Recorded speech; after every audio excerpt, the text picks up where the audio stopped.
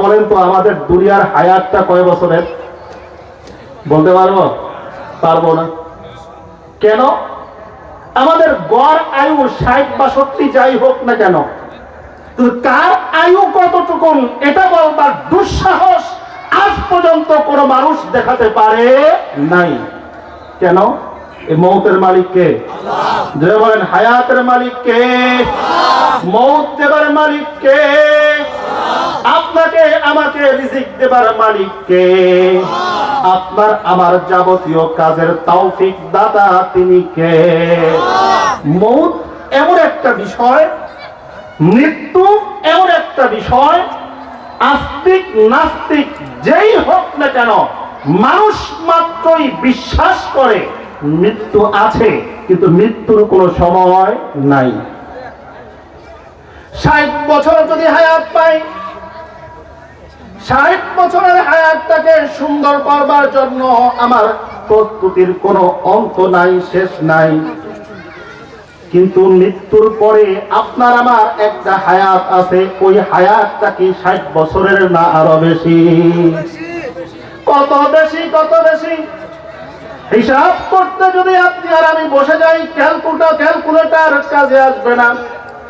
দুনিয়ার উন্নত মানের সর্বোচ্চ পর্যায়ের হিসাব করার যন্ত্রটাও কোনো কাজে আসবে না।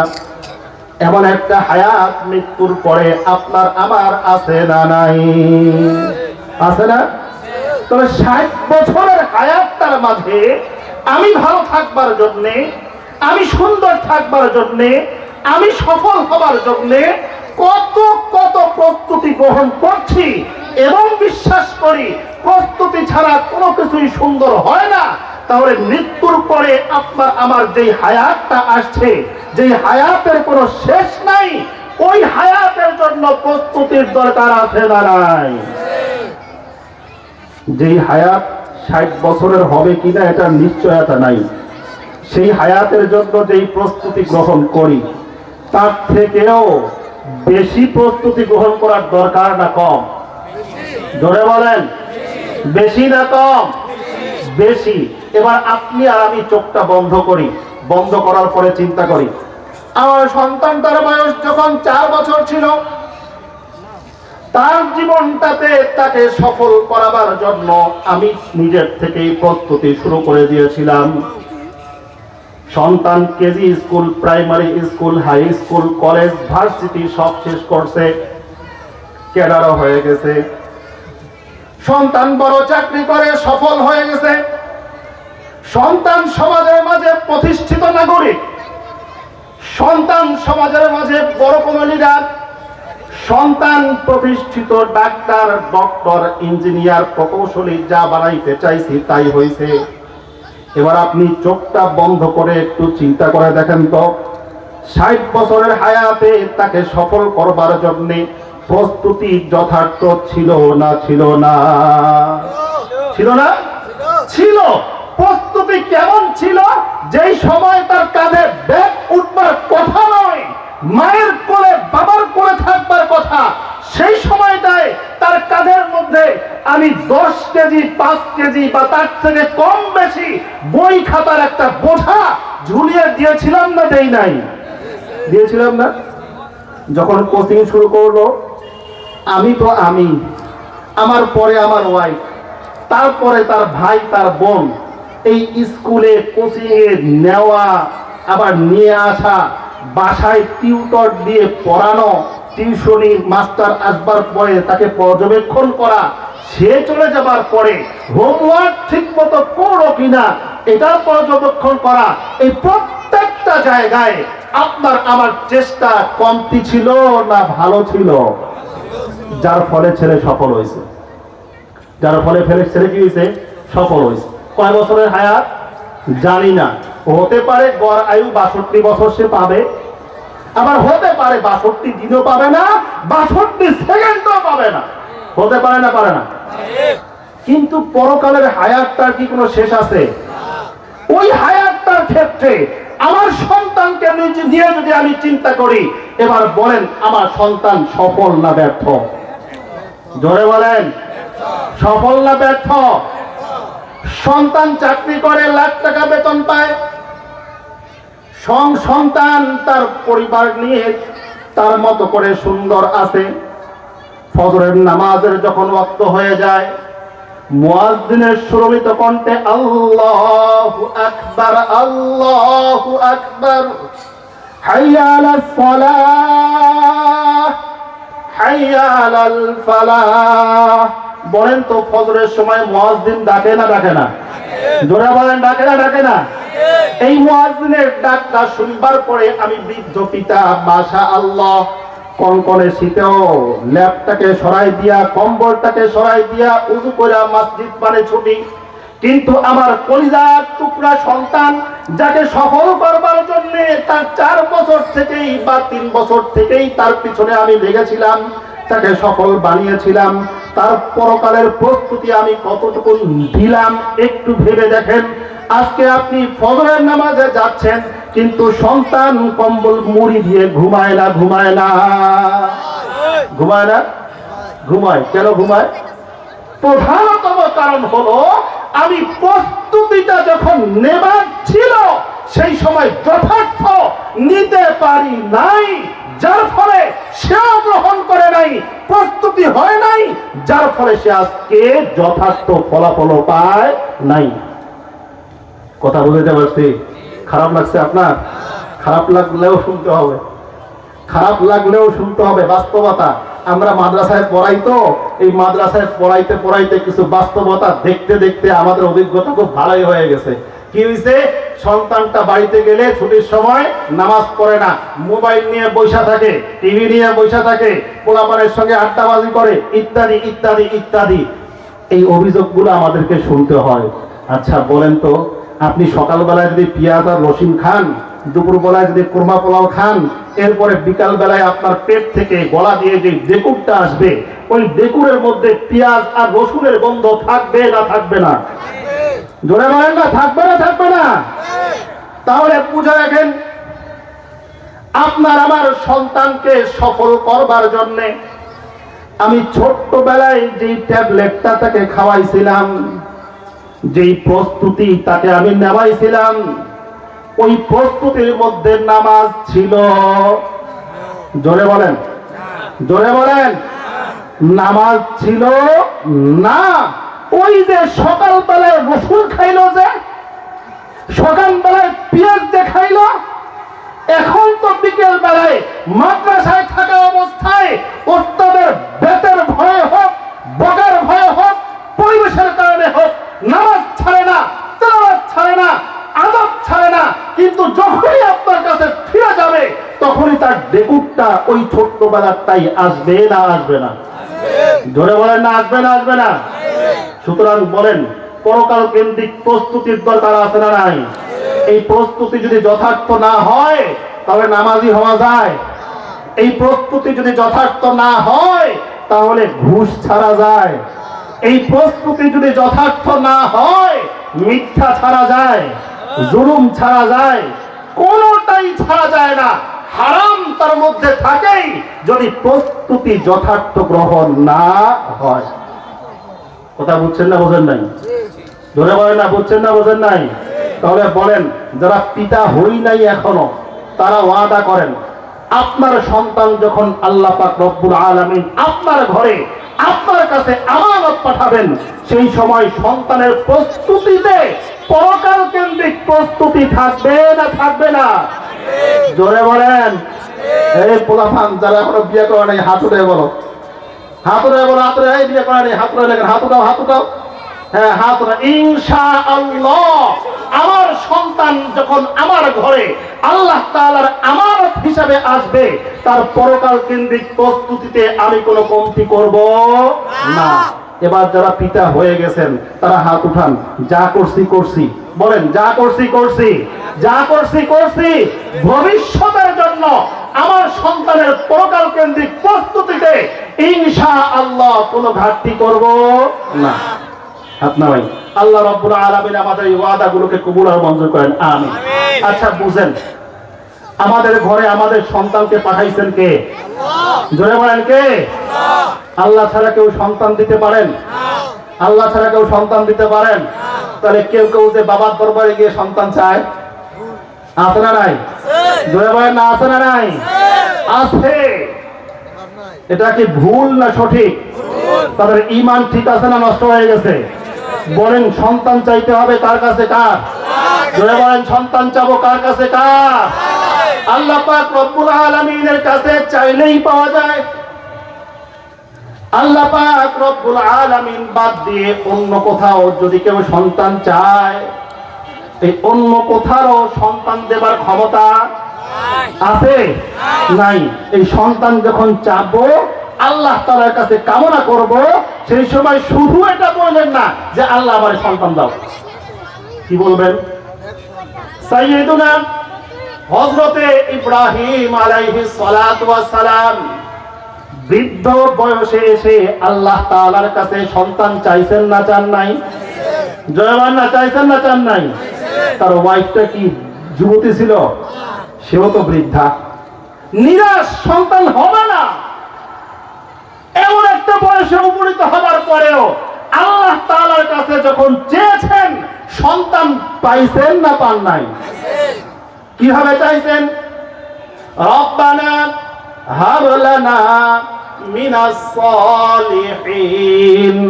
আল্লাহ তাআলার কাছে দোয়া করছেন, আয় রব, বার্ধক্যের চূড়ান্ত পর্যায়ে উপনীত হয়ে গেছি, আমার ওয়াইফটাও বৃদ্ধা, অনেকেই বলে বন্ধা, সন্তান হবে না। এই পর্যায়ে তোমার প্রতি আমার আস্থা আর বিশ্বাস তুমি দিতে পারো, তুমি ছাড়া কেউ দিতে পারে না। সুতরাং আমাকে নেক সন্তান দান করেন। নেক সন্তান। কি সন্তান বলেন? নেক সন্তান। দোয়া করছেন কে? খলিলুল্লাহ, আল্লাহ তাআলার নবী। আল্লাহ তাআলা দোয়া কবুল করছেন। বলেন, ইব্রাহিমের ঘরে সন্তান আসছে না আসে নাই? কে আসছে? ইসমাইল। ইসমাইল কি নেক ছিল না বদ ছিল? জোরে বলেন, নেক ছিল না বদ? আল্লাহর নবী ছিল না ছিল না? এই নবী ছিলেন। এমন একজন সন্তানকে আল্লাহ পাক রব্বুল আলামিন ইব্রাহিম আলাইহিস সালাতু ওয়াস সালামের ঘরে পাঠাইছেন।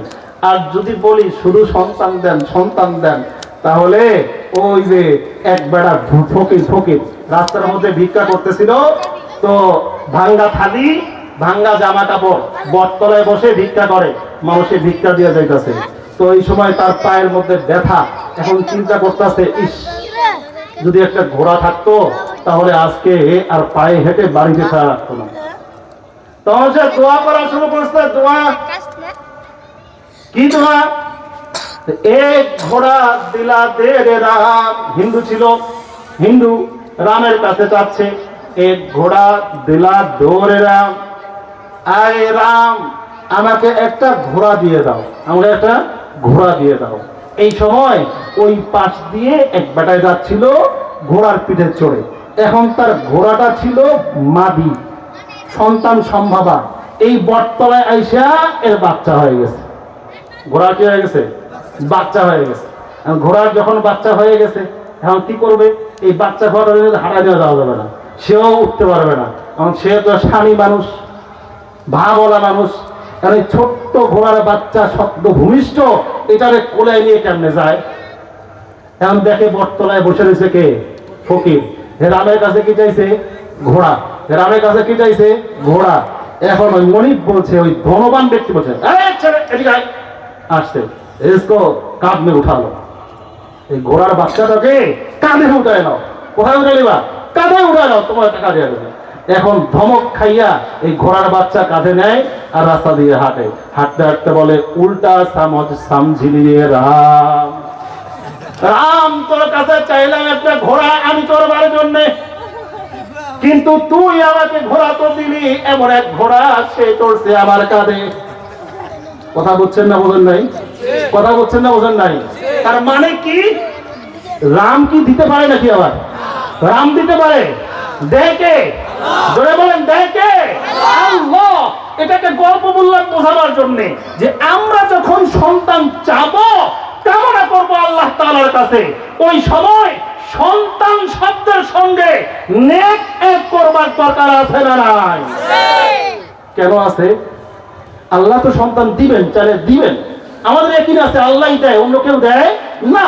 তো আল্লাহর কাছে যখন সন্তান চাবো, নেকটা যদি এক না করি, তখন আল্লাহ পাক রব্বুল আলামিন যদি একটা বদ সন্তান দিয়ে দেয়, তখন তো ওই হিন্দু বাটার মতো বলতে হইব, আল্লাহ উল্টা বুঝা বুঝছো, আমার দিছো তো সন্তান, এটা তো আমার মনে শান্তি দাও নাই, আমাকে গজব দিছো, এমন কথা বলার অপশন আসবার সুযোগ আছে না নাই? এ কারণে একজন নিঃসন্তান দম্পতি যদি সন্তানের জন্য ব্যাকুলতায় দিনাতিপাত করে, তাকে তো সন্তান চাইতেই হবে নাকি? কিন্তু সন্তান চাইবার জন্য কারো দরবারে যাবে নাকি আল্লাহর দরবারে? আল্লাহ কার দরবারে বলেন? বাবার দরবারে না আল্লাহর দরবারে? জোরে বলেন কার দরবারে? কার? আরো জোরে বলেন কার দরবারে? কার? সন্তান দেবার মালিক কে? জোরে বলেন সন্তান দেবার মালিক কে? তাবিজে সন্তান দেয়? ফুয়ে সন্তান দেয়? ডাক্তারের ঔষধে সন্তান দেয় না। হ্যাঁ, কারো যদি শারীরিক কোনো সমস্যা থাকে, এটার জন্য চিকিৎসার দরকার আছে না নাই? এই চিকিৎসা করতে শরীয়তে কোনো বারণ আছে? বারণ আছে না? চিকিৎসা করব, কিন্তু সন্তান দিবে কে? সন্তান দিবে কে?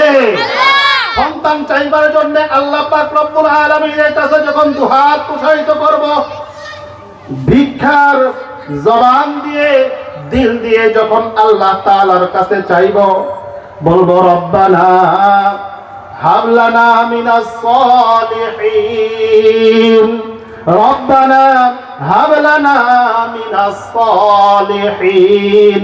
আয় রব, আপনি আমাদেরকে নেককার সন্তান দান করেন, নেককার সন্তান। আমি প্রায় দোয়ার মধ্যে বলি আল্লাহ, আমার মুসল্লিরা সবাই জানেন এই দোয়া, আল্লাহ এমন সন্তানের পিতা হিসাবে আপনি আমাদেরকে কবুল করেন, যেই সন্তান আমাদের জন্য পরকালের নাজাতের ওসিলা হয়। এমন সন্তানের পিতা হওয়ার থেকে আমাদেরকে হেফাজত করেন, যেই সন্তান পরকালে পিতার জন্য আযাবের গজবের কারণ হয়। এই দোয়া করি না করি না? জয় না করি না করি না? সুতরাং এই দোয়া করবার দরকার আছে, এটা বুঝেন তো? দোয়া করবো ইনশাআল্লাহ। আল্লাহ পাক রব্বুল আলামিনের কাছে দোয়া করলে আল্লাহ দিবেন। আচ্ছা, সন্তান আমানত দিবেন কে? আমার বলেন, আমানত দিবেন কে? আল্লাহ। আমার ঘরের সন্তান আমার কাছে আমানত দিয়েছেন কে? আল্লাহ।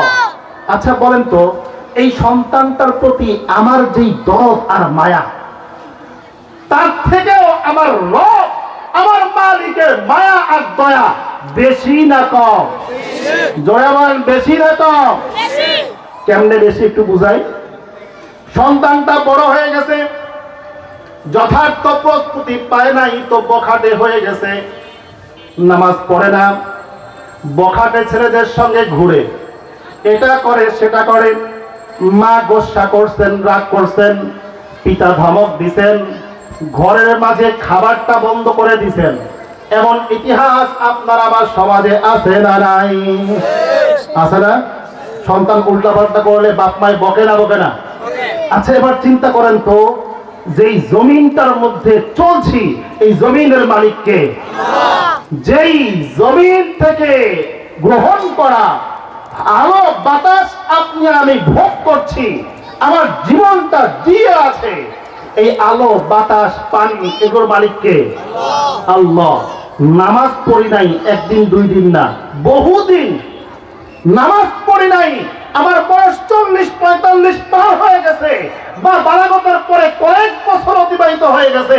এবার চিন্তা করে একটু বলেন তো, একদিনও আপনার কানে কানে আপনার রব যিনি আপনাকে জমিনে পাঠাইছেন, আপনার মালিক যিনি আপনাকে সমস্ত কাজের তৌফিক দেন, আপনার মালিক যার ইশারায় আপনি জিন্দা আছেন, ওই মালিক আপনার কানে কানে একদিনও বলেছিল নামাজ পড়স নাই, তোর আজকে পানি কপালে ঝুঁকবে না? বলছে? বলছে? কেন বলেন নাই? মায়া আছে। কি আছে বলেন?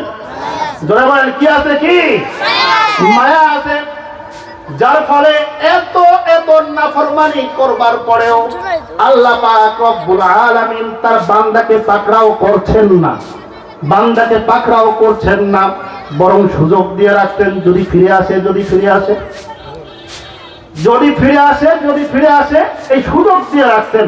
কত সুযোগ দিয়েছেন দেখেন, পরকালে জান্নাত জাহান্নাম বলে কিছু আছে, এটা বিশ্বাস করি তো? জান্নাত জাহান্নাম আছে না নাই? আচ্ছা বলেন, জান্নাত পাবো কখন? ঈমান থাকলে না না থাকলে? আমল থাকলে না না থাকলে? এই আমল এবং ঈমান, ঈমান এবং আমল পরকালের নাজাতের প্রধানতম শর্ত।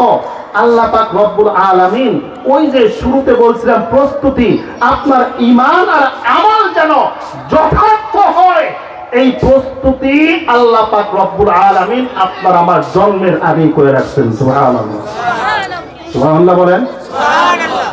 মায়ে আমাকে, বাবা মা আমাকে মানুষ করবার জন্য প্রস্তুতি গ্রহণ করছে আমি জন্ম হওয়ার পরে, আর আমার ঈমান এবং আমল যেন ঠিক হয়ে যায়, আমি যেন পরকালে নাজাত পাই, এটার প্রস্তুতি আমার মালিক আমার জন্মের আগে থেকেই আমার সামনে খুলে রাখছেন। কেমনে? আল্লাহর হাবিব মুহাম্মাদুর রাসূলুল্লাহ সাল্লাল্লাহু আলাইহি ওয়াসাল্লাম বলেন, কুল্লু মাউলুদ ইউলাদু আলাল ফিতরাহ, কুল্লু মাউলুদ ইউলাদু আলাল ফিতরাহ ওয়ালাকিন আবাওয়াহু ইউহাউইদানিহি ওয়া ইউনাসসিরানিহি ওয়া ইউমাজ্জিসানি আও কামা ক্বালা আলাইহিস সালাতু ওয়াস সালাম। নবী আলাইহিস সালাতু ওয়াস সালাম বলেন, দুনিয়ার বুকে যখন কোন দম্পতির ঘরে একটা সন্তান ভূমিষ্ঠ হয়, এই ভূমিষ্ঠ হবার সাথে সাথে সে এমন যোগ্যতা নিয়েই ভূমিষ্ঠ হয় যেই যোগ্যতায় ঈমান আনা যায় কার উপরে? কার? আল্লাহ তাআলার উপরে। ওই যোগ্যতাটা আল্লাহ পাক রব্বুল আলামিন আপনার আমার জন্মের আগেই আমাকে দিয়ে দিয়েছেন। তাহলে প্রস্তুতির সূচনা আল্লাহ পাক রব্বুল আলামিন আমার জন্মের আগেই আমার সামনে খুলে রাখছেন। মা বাবা প্রস্তুতি নিল দুনিয়ায় সফল হবার জন্য, আমি দুনিয়ায় সফল হলাম, কিন্তু আমি কতটা নাফরমান, যেই মালিক আমাকে দুনিয়ায় পাঠালেন, যেই মালিক আমার সব কিছুর মালিক, যেই মালিক ইচ্ছে না করলে এক সেকেন্ডও দুনিয়ায় থাকবার ক্ষমতা নাই, ওই মালিক তার প্রতি ঈমান এবং আমলকে যথার্থ করবার জন্য আমার প্রস্তুতি ওপেন করে দিলেন আমার জন্মের আগেই, কিন্তু আমি সেই পরকাল কেন্দ্রিক প্রস্তুতিতে চরম গাফেল। বলেন গাফেল না গাফেল না? আমার সন্তান তো গাফেল, আমি নিজেও আমার সন্তানের ক্ষেত্রে গাফেল। আল্লাহ পাক রব্বুল আলামিন আমাদেরকে এই গাফলতির থেকে বের হয়ে আসার তৌফিক দান করেন, আমিন। আর যে মানুষগুলো সফল হয়ে গেছেন, পরকাল কেন্দ্রিক প্রস্তুতিতে যথার্থ প্রস্তুতি নিয়েছেন, ওই মানুষগুলোর সন্তানগুলো যখন বড় হয়ে যায়, ওই সন্তানদের জবান থেকে নাফরমানির বক্তব্য বের হয়। জোরে বলেন, কোন হারাম কথা বের হয়? জোরে বলেন, জোরে বলেন, হারাম কথা বের হয় না। কেন? প্রস্তুতিটা যথার্থ ছিল। এই যে দেখছেন না ইলেকশন সামনে, ইলেকশন কোথায়? জোরে বলেন, ইলেকশন কোথায়? আচ্ছা বলেন তো, এই যে ইলেকশন, এটার জন্য যারা ক্যান্ডিডেট তাদের প্রস্তুতি চলছে না চলছে না? দিন দিন যত ঘনিয়ে আসছে কাছে, বাড়ছে না বাড়ছে না? বাড়ছে না? এই জায়গাটার মাঝে ক্যান্ডিডেটদের মাঝে এমন কিছু সন্তান আছেন যাদের পরকাল কেন্দ্রিক প্রস্তুতি যথার্থ, যার ফলে তাদের জবানে লাগাম। আর এমন কিছু কুলাঙ্গারও আছেন যাদের পরকাল কেন্দ্রিক প্রস্তুতি যথার্থ নয়, যার ফলে ইলেকশনকে কেন্দ্র করে একটা ছিটের জন্য নিজের ঈমানটাকেও বিক্রি করতে দ্বিধা করে না। এমন কুলাঙ্গার মুসলমান আপনার আমার দেশে আছে না নাই? আছে না? দেখছেন না কতগুলো কয়, কতগুলো কয় যে মন্দিরে গিয়ে নামাজ পড়বে, আর মন্দিরওয়ালায় মসজিদে গিয়ে নামাজ পড়বে, আর মসজিদওয়ালায় মন্দিরে গিয়ে পূজা করবে। নাউজুবিল্লাহ, নাউজুবিল্লাহ। এমন বক্তব্য আসছে না আসে নাই? এমন বক্তব্য আসছে না আসে নাই? আবার এমন বক্তব্য তো আছে, কিসের কোরআন কিসের কি, আমি যা বলবো সেটাই আইন। আছে না নাই? আছে না নাই? কেন ভাই, কেন? এই প্রধানতম কারণ হচ্ছে পরকাল কেন্দ্রিক ঈমানদারের ঘরে জন্মগ্রহণ করেছে, নিজেও ঈমানদারের পরিচয় দেয়, কিন্তু ঈমানকে কেন্দ্র করে পরকালে নাজাত পেতে হবে, মুক্তি পেতে হবে, এই চিন্তায় পরকাল কেন্দ্রিক প্রস্তুতি যথার্থ হয় নাই। দুনিয়ার তেজপাতা অর্জন করতে করতে শেষ করে নিয়েছে। তেজপাতা মানে বুঝছেন তো, দুনিয়ার তেজপাতা মানে বুঝছেন তো, সার্টিফিকেট এই দুনিয়ার সার্টিফিকেট অর্জন করতে করতে শেষ, কিন্তু পরকাল কেন্দ্রিক একটা সার্টিফিকেটও যথার্থ গ্রহণ করতে না পারবার কারণে ঈমান বিদ্বেষী বক্তব্য ভোটের মাঠে আপনাকে আমাকে শুনতে হয় না হয় না? আমার করণীয় কি? তাদেরকে বুঝানো, যদি বুঝে আলহামদুলিল্লাহ, না বুঝলে লাল কার্ড দেখাবার সুযোগ আপনার আমার হাতে আছে না নাই? আছে না? আছে না লাল কার্ড? আল্লাহ পাক রব্বুল আলামিন সকলকেই নিজ নিজ জায়গায় ঈমানকে কেন্দ্র করে যথার্থ ভূমিকা রাখবার তৌফিক দান করেন, আমিন। এই যারা যথার্থ প্রস্তুতি নিয়েছিলেন নিজের সন্তানের জন্য, তাদের সন্তান কেমন হয়েছে দেখেন। সন্তান ভূমিষ্ঠ হবার পরে মাতা পিতা চেষ্টা করছেন সন্তান যেন পরকাল কেন্দ্রিক প্রস্তুতি যথার্থ নিতে পারে, যার ফলে সকালবেলায় একবার, বিকেল বেলায় একবার, মাগরিবের পরে একবার, এশার পরে একবার সন্তানকে নিজে কোরআনের তালিম দেন, হাদিসের তালিম দেন। সন্তানের বয়স মাত্র 7-8 বছর। কয় বছর? মাত্র 7-8 বছর। এই সন্তানটা দুপুর বেলায়, বিকেল বেলায় মাঠের মাঝে গিয়ে এক কোণে বসা, গভীর চিন্তামগ্ন, আর সব সন্তানগুলো খেলায় মত্ত। এমন সময় একজন বড় মানুষ সন্তানের কাছে আসলেন। আসবার পরে সন্তানের মাথায় হাত বুলিয়ে প্রশ্ন করলেন, বাবা মন খারাপ কেন? সব বালকগুলো, বালিকাগুলো মাঠে দৌড়াদৌড়ি করছে, খেলছে, তুমি এখানে বসা কেন? সন্তান বলছে, চাচা যান, আজকে আম্মা যান একটা আয়াত শেখাইছেন। সুবহানাল্লাহ বলেন। কে শিখাইছেন? জোরে বলেন না, কে শিখাইছেন? আচ্ছা বলেন তো, আমার ঘরের ওয়াইফ, আমার সন্তানের মা যে হবেন, সে কোরআন পড়ুক, এটা আমরা চাই না? চাই না? সে কোরআন শেখাক, এটা আমরা চাই না? চাই না? সুতরাং এই মা সন্তানদেরকে এই কোরআনের প্রতিষ্ঠানগুলো দেবার দরকার আছে না নাই? আল্লাহ তৌফিক দান করুক, আমিন। সন্তান আগন্তুক ব্যক্তিকে উত্তর দিলেন, চাচা যান, আজকে আম্মা যান একটা আয়াত শিখাইছেন। এই আয়াতটা যখন থেকে শুনলাম তখন থেকে দিলটা বড় অস্থির। বলে, কেন? কি এমন আয়াত তোমাকে শেখাইলো? মাত্র 7-8 বছরে এই আয়াতের দুশ্চিন্তায় তুমি অস্থির হয়ে গেলে। আয়াতটা শোনাও দেখি। এবার সন্তান আয়াত পাঠ করা শুরু করলেন।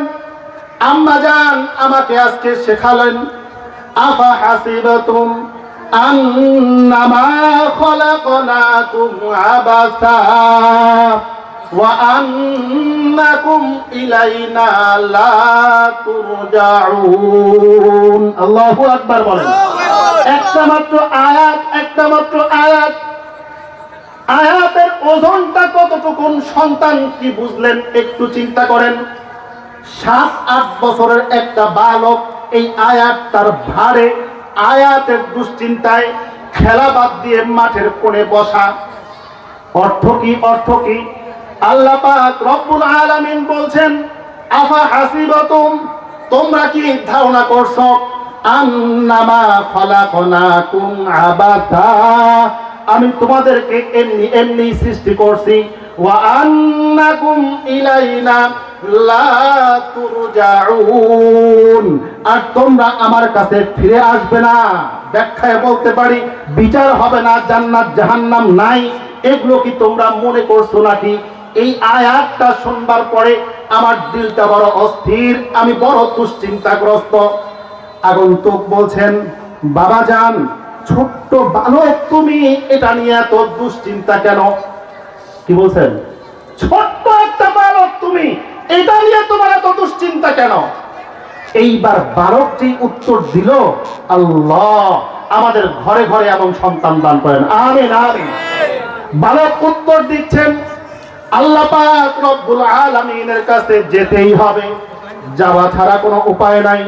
মৃত্যু তো আসবেই, আল্লাহর সামনে তো দাঁড়াতে হবেই। এরপরে জান্নাত জাহান্নামের ফয়সালা হবে। আল্লাহ মাফ করুক, আল্লাহ মাফ করুক। আমি যদি জাহান্নামী হয়ে যাই, কি বলছে আমি যদি জাহান্নামী হয়ে যাই, এই দুশ্চিন্তা, এই চিন্তায় আমি পেরেশান। আগন্তুক বলছেন, বাবা তুমি তো ভালো, এখন তোমার উপরে কোনো কিছুই ফরজ হয় নাই। নামাজও ফরজ না, রোজাও ফরজ না, তিলাওয়াতও ফরজ না, অমুক তমুক যত রকমের ফরজ আছে একটাও তোমার উপরে ফরজ না, তোমার এত দুশ্চিন্তা কেন? বালক এবার উত্তর দেওয়া শুরু করলো, চাচা যান, আপনি কি জানেন আমার মনে কেন এত দুশ্চিন্তা? না জানলে শুনেন। আমি দেখি বাড়ির মাঝে আম্মা জান যখন পাক করে, রান্না করে, এই রান্না করার জন্য চুলা বা উনুন, যেটা চুলা আমাদের দেশে কি বলে, চুলাই তো, এই চুলায় যখন আগুন লাগায়, এই চুলায় আগুন লাগাবার জন্য প্রথমে বড় বড় খড়ি দেয় না? এই বড় খড়িটার মাঝে ডাইরেক্ট আগুন লাগানো যায় না? যায়, লাগাইতে বলে কেরোসিন লাগে। তো এই বড় খড়িটার মাঝে আগুন লাগাবার জন্য আম্মাজান প্রথমে ছোট্ট একটা খড়ির মাঝে আগুন নেয়, এরপরে ওই চুলার মধ্যে বড় খড়ির মাঝে আগুন দিয়ে দেয়। আল্লাহু আকবার। আমার চিন্তা হলো, আল্লাহ পাক রব্বুল আলামিন জাহান্নামের বড় মানুষগুলোকে দিবেন, দেবার পরে তাদেরকে আগুন লাগাবেন। আল্লাহ আমার ভয়, বড়দের গায়ে আগুন লাগাবার জন্য যদি ছোটকে ব্যবহার করে। আল্লাহু আকবার। জোরে বলেন না আল্লাহু আকবার।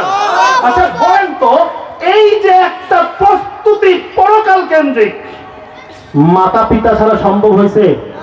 জোরে বলেন না, মাতা পিতা ছাড়া সম্ভব? আপনি মাদ্রাসার মধ্যে এসে, প্রতিষ্ঠানে এসে ওস্তাদকে যাচ্ছে তাই বলতে পারবেন, কিন্তু মনে রাখবেন সকালবেলায় আপনি যে পেঁয়াজ খাওয়াইছেন, সকালবেলায় আপনি যে রসুন খাওয়াইছেন, বিকেল বেলায় সেই পেঁয়াজ আর রসুনের ডেকুরটাই দিবে। আর যদি ডেকুরটা ভিন্নভাবে আনতে চান, তাহলে আপনার যথাযথ প্রস্তুতির দরকার আছে না নাই? জোরে বলেন না, আছে না নাই? আপনার সন্তানটাকে স্কুলে দেওয়ার পরে একদিন স্কুলে যায় নাই, বালকদের সঙ্গে, বন্ধু বান্ধবের সঙ্গে খেলার মাঠে খেলতে গেছে। এই কথাটা শুনবার পরে আপনি কি করছিলেন? আচ্ছা গেছে তা যাক গা, আজকে খেলুক গা, এমন কথা বলছিলেন না। কি করছেন? একটা লাঠি নিয়ে মাঠে দৌড় দিছেন, স্কুলে যাইবে না তোরা পিটাইয়া পিঠে চাম উঠাই দিব। এমন কাজ আমরা করি না? এবার চিন্তা করেন তো, আপনার সন্তানের পরকাল কেন্দ্রিক চিন্তাটা আপনার কতটুকু ছিল, আর প্রস্তুতিটা কতটুকু ছিল? আপনার সন্তানের বয়স যখন 7 বছর, মসজিদে যাইতে চায় নাই, কয়দিন ব্যাট নিছিলেন? একদিনও? কোরআন পড়তে যায় নাই, ধমক দিছিলেন? দেন নাই। 10 বছর হয়ে গেছে, তখনও করেন নাই। অথচ নবী আলাইহিস সালাতু ওয়াস সালাম আপনাকে আমাকে স্পষ্টতই আদেশ দিয়েছেন, মুরু আওলাদাকুম বিস-সালাহ ওয়া হুম আবনাউ 7 সিনিন। 7 বছরে আদেশ দাও, ফরজিয়াতের আদেশ, নামাজের আদেশ। যদি শুনতে না চায় 10 বছর পর্যন্ত দিতেই থাকো আদেশ। যদি তারপরেও না শুনে, এখন পিটাও। এখন কি করো? পিটাও। কয়দিন পিটাইছিলেন? তার মানে স্পষ্ট বক্তব্য হলো, আমার সন্তানকে কেন্দ্র করে আমার প্রস্তুতি যতটুকু ছিল, সফল হবার মতো যদি হয় সন্তান সফল, আর যদি সফল হবার মতো না হয় সন্তান ব্যর্থ। ঠিক তেমনি ভাবে পরকালকে কেন্দ্র করার একই বক্তব্য, আমার সন্তানের পরকাল সুখময় করবার জন্য, জান্নাতি করবার জন্য আমার প্রস্তুতি যদি যথার্থ হয়, সন্তান জান্নাতি হবে, আমার নাজাতের ওসিলা হবে। আর যদি আমার সন্তানকে কেন্দ্র করে পরকাল কেন্দ্রিক আমার প্রস্তুতি যথার্থ না হয়, আমার সন্তান জান্নাতি হবে এই নিশ্চয়তা দেওয়ার মতো কেউ নাই। আমার সন্তান আমার নাজাতের ওসিলা হবে, এই নিশ্চয়তা দেওয়ার কেউ নাই। বরং এটাই বলা যায় পরকাল ওই সন্তানটাই আমার বুকে পাড়া দিয়ে জাহান্নামে যেতে চায়। ঠিক না বেঠে? জোরে বলেন ঠিক না বেঠে? আল্লাহ পাক রব্বুল আলামিন আমাদেরকে সকলকেই পরকাল কেন্দ্রিক প্রস্তুতিতে সোচ্চার এবং যথার্থ ভূমিকা নেবার তৌফিক দান করেন। আমিন।